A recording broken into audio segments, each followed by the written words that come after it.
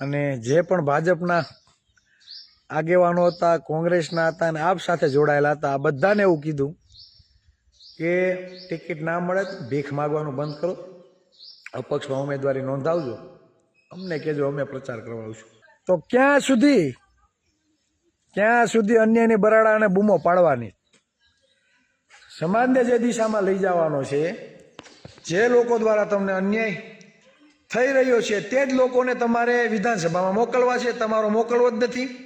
Ticket માટે તમારે 5-5, 10-10 વ્યક્તિને ભલામણ કરવી પડે કે મારી ટિકિટનું ફાઇનલ થાય એવું કંઈક કરજો. નજર કરી લેજો, જે રાજકીય પક્ષો સાથે જોડાયેલા હોય તેમને પણ પૂછજો તો તમને ખ્યાલ આવશે કે સૌથી વધારે મત હોવા છતાં ક્યાંક ને ક્યાંક જ્ઞાતિવાદને લીધે આપણા ભાઈઓને ટિકિટ મળી નથી. તમને ખ્યાલ નહીં હોય, અસંખ્ય નોકરીઓ તમારી ખવાઈ રહી છે, અસંખ્ય. કદાચ તમારી 35% વસ્તી છે ને તો તમને હું એમ કહું કે 5-7% આરક્ષણ મળતું હશે. કહેવાનો મતલબ છે, પાટીદાર સમાજ શિક્ષિત છે, સંગઠિત છે, એ લોકો માંગણી કરે છે અને મળે છે, અમને કાંઈ વાંધો નથી. આજ જે વિધાનસભા છે લાઠી, ત્યાં પણ સૌથી વધારે વસ્તી આજ કોળી ઠાકોર સમુદાયની છે અને ધારાસભ્ય છે એ બીજા સમુદાયનો છે. આજ સુધીમાં ક્યારે પણ કોળી ઠાકોર સમુદાયને એમએલએની ટિકિટ આપવામાં આવી નથી, કોઈ બી પક્ષે. સમાજને જે અન્ય અત્યાચારો થાય છે તેના માટે તમારે અવાજ ઉઠાવવો પડે, તેના માટે સમાજને વાસ્તવિક રીતે જાગૃત કરવો પડે.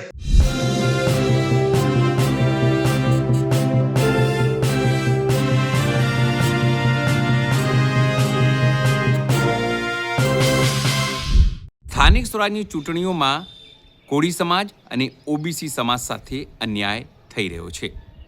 એક તો ટિકિટોની વહેંચણીમાં, બીજા સમાન રીતે ટિકિટો વહેંચાવામાં.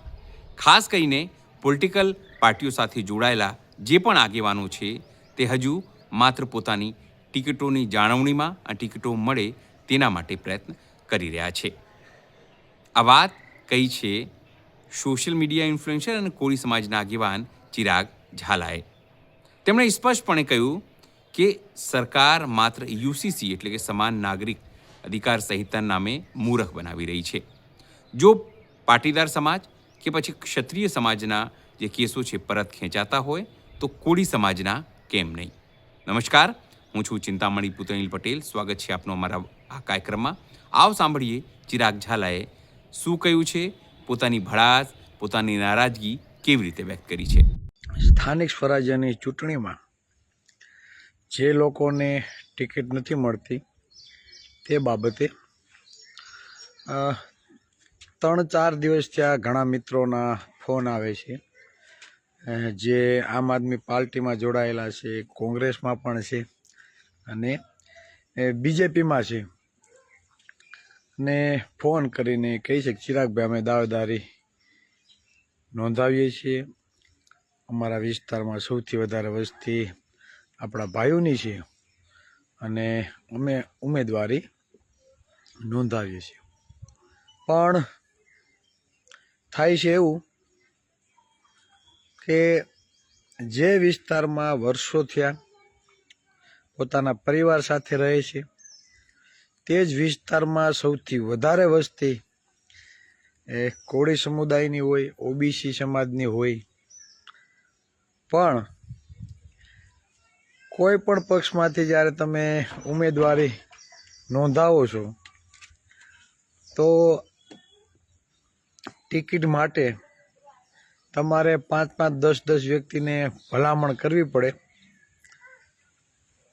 કે મારી ટિકિટનું ફાઇનલ થાય એવું કંઈક કરજો.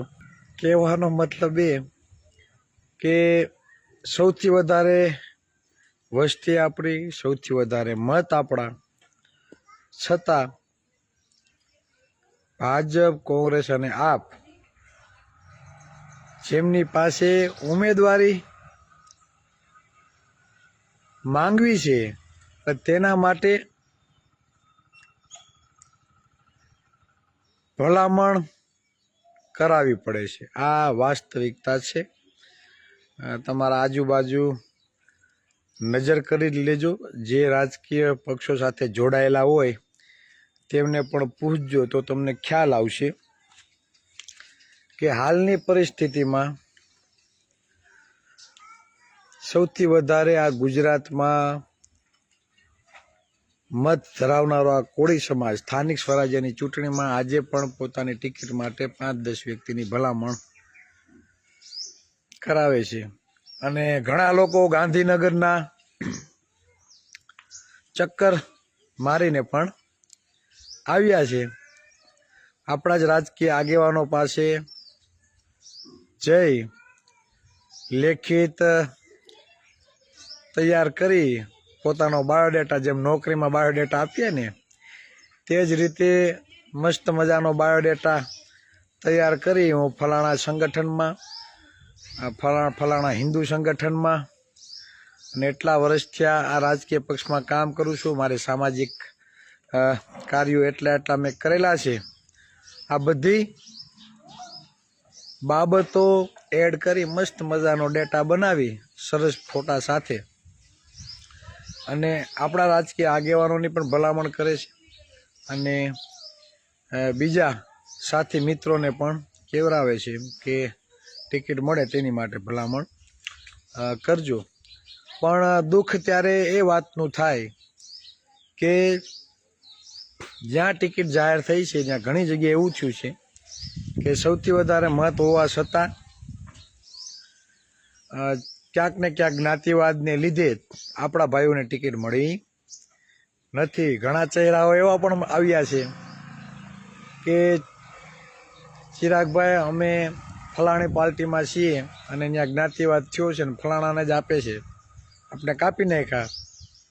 એટલે એણે કીધું હવે પક્ષના પટ્ટા છે ને ઉતારી નાખીએ સાઈડમાં, અપક્ષમાં આપણા ભાઈઓને જીતાડીએ. એટલે બહુ આનંદ થાય, બહુ સારી વાત કહેવાય. ખાસ દક્ષિણ ગુજરાતમાં અમારા સુરત શહેરમાં ખાસ કાંઠા વિસ્તાર જે છે ત્યાં પણ આવું જ બન્યું છે. અને અમારા જે સાથી મિત્રો છે તે તો ઉપર લેવલે પણ એવું કહી દીધું છે કે અમારા ભાઈઓને અન્યાય થયો તો ભોગવવા તૈયાર રહેજો.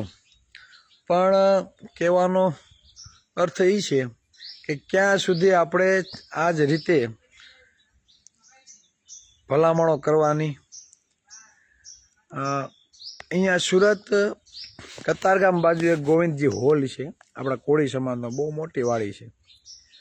2090માં કાલે ત્યાં કાર્યક્રમ હતો અને મેં ગયા હતા અને 90% બધા બીજેપી સાથે જોડાયેલા અને ઘણા ખરાવે બીજેપી હાલ છોડી પણ દીધી, નિવૃત્ત થઈ ગયા. 2026 ચાલે છે. હું 1990ની વાત કરું, જ્યારે આ ગોવિંદજી હોલ બનવાની જ્યારે શરૂઆત થઈ, સમાજની વાડી જ્યારે બનવાની શરૂઆત થઈ, કાલે મને જાણવા મળ્યું કે આ વાડી બનાવવા માટે એક કોળી સમાજના દાનવીરે તે સમયમાં 11 લાખ રૂપિયાનું દાન કરેલું. એક દાનવીરે તે જમીન દાનમાં આપેલી અને એ સમયે તમને ખ્યાલ છે સુરત તાપીના કાંઠે વસેલું છે. તો ત્યારે ગોવિંદજી હોલની ફરતી કોર ગામો હતા, નાની વેડ, ડભોલી ગામ, વરિયાવ. એટલે ત્યાં રેતી કાઢવાનું કામ હતું, નદીમાંથી રેતી નીકળતી અને ત્યારે આપણા ભાઈઓની જમીન અને ત્યાંથી રસ્તો નીકળતો. કોઈને પણ ટ્રેક્ટર લઈને ત્યાંથી કે મોટું વાહન લઈને ત્યાંથી નીકળવું હોય એટલે એ સમયમાં વાહનો પાસેથી 10-10 રૂપિયા ઉઘરાવવામાં આવતા. 1990ની વાત કરું. અને જે વ્યક્તિ તે પૈસા ઉઘરાવતા, જે મિત્રો તે પૈસા ઉઘરાવતા, તે જ લોકોએ મને વાત કરી કે એ સમયમાં ચિરાગભાઈ 1990માં અહીંથી કોઈને ટ્રેક્ટર લઈ જવું હોય ને અમારા રસ્તામાંથી તો અમે 10 રૂપિયા તેમની પાસે લેતા અને એ 10 રૂપિયા ક્યાં વાપરવામાં આવતા? આ સમાજની વાડી બનાવવામાં. અને આજે આ સમાજની વાડીમાં દરેક સમુદાયના લોકો પ્રસંગ કરે છે. બહુ મસ્ત મોટી એસી હોલ સાથે નીચે પાર્કિંગની વ્યવસ્થા, બહુ મોટી વાડી ગોવિંદજી હોલ. સુરત આવો તો એક વખત અવશ્ય મુલાકાત લેજો. આ વાત છે 1990ની. ટ્રેક્ટર લઈને નીકળવું હોય ને તો એ 10 રૂપિયા લેવામાં આવતા આપણો વિસ્તાર. અને આજે આવા ઘણા બધા વિસ્તારો છે જ્યાં ટિકિટ માટે 5-10 વ્યક્તિની ભલામણ કરવી પડે છે. એટલે કાલે આપણે સ્પષ્ટ વક્તા રહ્યા, સ્પષ્ટ વાતો કરેલી. અને જે પણ ભાજપના આગેવાનો હતા, કોંગ્રેસના હતા અને આપ સાથે જોડાયેલા હતા, આ બધાને એવું કીધું કે ટિકિટ ના મળે તો ભીખ માગવાનું બંધ કરો, અપક્ષમાં ઉમેદવારી નોંધાવજો, અમને કહેજો, અમે પ્રચાર કરવાશું. એટલે કહેવાનો તાત્પર્ય એ છે કે આજે પણ સૌથી વધુ વસ્તી ધરાવનાર આ કોળી સમાજની ટિકિટ માટે ભલામણો કરવી પડે છે. અને છતાં પણ ટિકિટ કાપી નાખવામાં આવે છે. એટલે આ છે વાસ્તવિકતા. કાલે કોળી સેનાના એક સમૂહ લગ્ન હતા અને આ લગ્નમાં મેં વિડીયો જોયો. દમણના સાંસદ ઉમેશભાઈ કોળી પટેલનો, અપક્ષ સાંસદ ઉમેશભાઈ કોળી પટેલનો, તેમનું જે 3-4 મિનિટનું મારી પાસે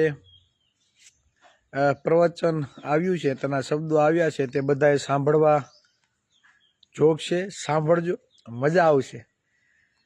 એમણે જે વાત કરેલી છે કે આપણી જનસંખ્યા મુજબ આપણી પાસે 90 ધારાસભ્યો હોવા જોઈએ, સાંસદો પણ 12-15 હોવા જોઈએ, પણ એ દેખાતા નથી. આપણો મુખ્યમંત્રી હોવો જોઈએ, તે પણ નથી. એટલે આ દમણના સાંસદનું નિવેદન છે, ઉમેશભાઈ કોળી પટેલનું નિવેદન છે. સમજજો. કદાચ ચિરાગભાઈ બોલે તો કદાચ વિશ્વાસ ના હોય. સાંસદ કક્ષાના એક વ્યક્તિ, કોળી સમાજના એક જાગૃત રાજકીય નેતા જો જાહેર સ્ટેજ ઉપરથી વાત કરતા હોય તો આપણા સમાજે કંઈક એમાં વિચારવું જોઈએ. અને આપને ક્યાં ક્યાં અન્યાય થાય છે તે પણ વિચારવું જોઈએ. કદાચ તેના પાસે આંકડાકીય માહિતી ના હોય, પણ તમને ખ્યાલ નહીં હોય, અસંખ્ય નોકરીઓ તમારી ખવાઈ રહી છે. અસંખ્ય. કદાચ તમારી 35% વસ્તી છે ને તો તમને હું એમ કહું કે 5-7% આરક્ષણ મળતું હશે કદાચ. કેમ કે 60% ઓબીસીની વસ્તી, 70% આરક્ષણમાં મળ્યું છે, 70% લેખે ભરતી નથી થતી. માત્ર 15, 16, 17, 18% ભરતી થાય છે. એ જ જગ્યાએ હાલ ઈડબ્લ્યુએસની જે 10% આરક્ષણ છે તેની 15%, 20% પણ ભરતી જોવા મળી રહી છે. વર્ગ 1 અને 2, ક્લાસ 1 અને 2 ઓફિસરમાં પણ આપને જે અન્યાય થઈ રહ્યો છે તે કોઈ સીમા બહાર. મૌખિક ઇન્ટરવ્યુમાં મસ્ત મજાનો જાતિવાદ, કદાચ હોય એકાદાનું સિલેક્શન કોળીમાંથી કદાચ થતું હોય, બાકી બધાને ઉડાડી આપવામાં આવે છે. આ વાસ્તવિકતા છે. આજે નહીં તો ભવિષ્યમાં તમારે આ સમજવું પડશે. એના વગર છૂટકો નથી. કાલે જે કતારગામ ગોવિંદ હોલમાં મારો વારો આવ્યો બોલવાનો, એટલે મેં સ્પષ્ટ શબ્દમાં કીધું, તમારા જ કતારગામમાં તમે જો જે કિરણ હોસ્પિટલ પાટીદાર સમાજના આગેવાનોએ બનાવેલી છે, મુખ્યમંત્રી મોદી સાહેબ હતા ત્યારે એમની રૂબરૂ મુલાકાત થઈ અને એમને કીધું કે 100 કરોડનો પ્રોજેક્ટ લઈને આવ્યા છે. મોદી સાહેબ એવું કીધું, 100માં હોટલ ના બને ભાઈ, 1000 કરોડનો પ્રોજેક્ટ લઈને આવો, હું તમારી સાથે અને આ જ પાટીદાર સમાજ 1000નો પ્રોજેક્ટ તૈયાર કર્યો અને સરકારે આજની તારીખમાં જે જમીન એને આપેલી છે કિરણ હોસ્પિટલ બનાવવા માટે તે 1000 કરોડની જમીન અંદાજે હશે. કહેવાનો મતલબ છે પાટીદાર સમાજ શિક્ષિત છે, સંગઠિત છે, એ લોકો માંગણી કરે છે અને મળે છે, અમને કાંઈ વાંધો નથી. પણ જે બંધારણમાં સમાનતા સમાન અવસરની જે તમે જે વાત છે અને તમે જે હમણાં સમાન નાગરિકતાનો જે કાયદો લઈને આવ્યા છે બધાને ઉલ્લું બનાવવા માટેનો, તો આમાં તો કાંઈ મને લાગતું નથી કે સમાનતા હોય તેવું. ક્ષત્રિય અને પાટીદાર સમાજના આંદોલનકારીઓના કેસો પાછા ખેંચાઈ જાય, બીજા ઓબીસી કોળી એસસી સમાજના આંદોલનો લટકી રહે છે. આ વાસ્તવિકતા છે. જ્યાં જ્યાં આંદોલનો થયા છે ત્યાં શું રિઝલ્ટ મળ્યું છે? સૌથી વધારે મહત્વ જોતા કાંઈ રિઝલ્ટ મળ્યું નથી. આ બહુ બધી ગંભીર બાબતો છે. હવે છેલ્લે હું એક મારી વાત પૂરી કરીને વિરામ આપું. લાઠી તાલુકાનું માથડી ગામ, કદાચ હું ગામમાં ભૂલ મારી ના થતી હોય, એ ગામમાં 70 થી 75% વસ્તી કોળી સમુદાયની અને તે ગામની આજુબાજુ માઇનિંગ થાય, માઇનિંગ થાય છે અને આ માઇનિંગને કારણે ખનિજ ચોરી, ધૂળ પથ્થર આવું બધું કાઢે ને, અને એ બાબતે એમાં ટોટા ને એવું બધું ફોડતા હોય અને જે માઇનિંગ થાય એ માઇનિંગના લીધે તે ગામની દિવાલો મકાનો આમાં તિરાડો પડી ગઈ છે, પોપડિયું પડી ગઈ છે. આખા ગામનું વાતાવરણ ખોરવાઈ ગયું. બાળકોની સ્કૂલ છે તેમાં પણ તિરાડો પડી ગઈ. તે જવા દો, જ્યાં માઇનિંગ થાય છે આજુબાજુની જે પણ જમીનો છે, વિડીયો મારા પિન્ટુભાઈએ મૂકેલો છે, જોઈ લેજો. એ જમીનો આજે ખેડવા લાયક રહી નથી. તમને ધૂળના ગોટા જ તમને જોવા મળે છે. અને 2 દિવસ પહેલાં લગભગ ત્યાંથી તે ડમ્પર ચાલે છે. તે ડમ્પરોએ આપણા કોઈક ભાઈને ટક્કર મારેલી અને ત્યારબાદ આ વાતાવરણ ઉગ્ર બનેલું અને ગામના લોકો ડમ્પરો ન ચલાવવા બાબતે આડા બેસી ગયા કે અહીંથી ડમ્પરો ચાલવા જોઈએ નહીં. હવે તે વિસ્તારનો જે ધારાસભ્ય છે, આ જ જે વિધાનસભા છે લાઠી, ત્યાં પણ સૌથી વધારે વસ્તી આ જ કોળી ઠાકોર સમુદાયની છે અને ધારાસભ્ય છે એ બીજા સમુદાયનો છે. આજ સુધીમાં ક્યારે પણ કોળી ઠાકોર સમુદાયને MLAની ટિકિટ આપવામાં આવી નથી, કોઈ બી પક્ષે. બીજું એ કે 70-75% એ ગામમાં આપણા લોકો રહેતા હોય એટલે MLAને શું ઉપાધિ હોય, એના સમુદાયના લોકો તો રહેતા નથી. કોણ રહે? સૌથી વધારે કોળી ઠાકોર સમુદાયના. એટલે મકાન પડે, એના બાળકોને ભણવામાં તકલીફ થાય, એની જમીનો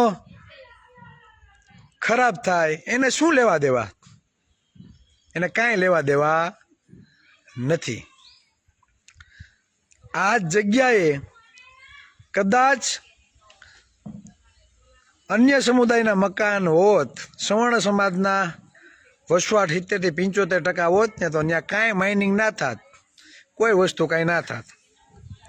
પણ આપણો સમુદાય છે એટલે તમારા ભોગવવું રહ્યું. કેમ કે તે વિસ્તારના કોળી અને ઠાકોર સમાજે હંમેશા ટિકિટોની ભીખ માંગી છે. કોઈ દી તમારો MLA બને એવા તમે પ્રયાસો કર્યા નથી, એટલે આ તમારે ભોગવવું રહ્યું અને એનું પરિણામ અત્યારે તમે ભોગવો છો. કાલે મને એ ગામના લોકો સાથે મારે વાત થઈ, મને રૂબરૂ મુલાકાત કરવા આવ્યા અને તેમને પણ મેં આ જ વાત કરી કે અન્યાય સામે કેટલાક અંશો સુધી તમે બૂમોન બરાડા પાડશો.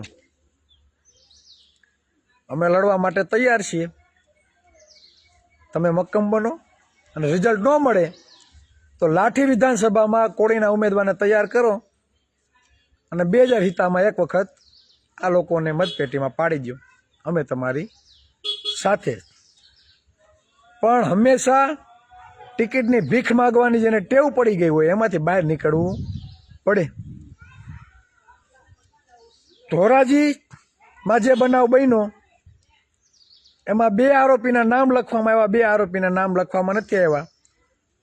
ત્યાં પણ 2-3 દિવસ ત્યાં મારા વાતચીત થઈ છે. કાલે પણ એક આગેવાન સાથે વાતચીત થઈ. અન્યાય થાય છે, તમે કહો કે ફલાણોનો હાથ છે, એ નથી, એણે બધું કર્યું છે, તે લોકો નામ નથી ઉમેરવા દેતા, રાજકીય ષડયંત્રો છે. તો મેં કીધું ધોરાજીમાં 2જા નંબરનું વોટિંગ કોળી સમાજનું છે. તમે કોઈ દી તમારો MLA બને એવો પ્રયાસ કર્યો છે ખરા કે નહીં? તો ક્યાં સુધી અન્યાયની બરાડા અને બૂમો પાડવાની? સમાજને જે દિશામાં લઈ જવાનો છે, જે લોકો દ્વારા તમને અન્યાય થઈ રહ્યો છે તે જ લોકોને તમારે વિધાનસભામાં મોકલવા છે. તમારો મોકલવો જ નથી. તમારા